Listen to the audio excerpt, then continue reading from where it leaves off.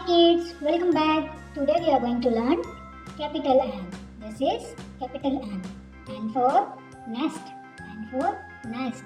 And we will also learn how to draw and make these colorful beads. Purple color. First of all, make a standing line.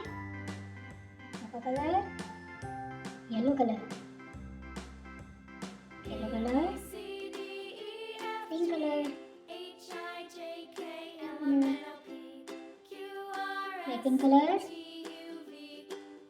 pink color, blue color. We are making a slanting line. Blue color, yellow color, blue color, yellow color. Now standing line.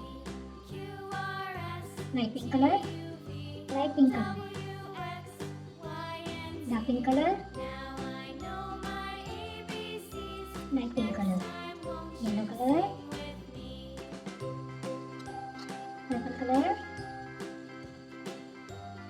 So we have made a colorful and standing line, slanting line, and again standing line. And for nest, and for nest. Good job, children. Very well done. Like, share, subscribe. Bye bye. Keep learning.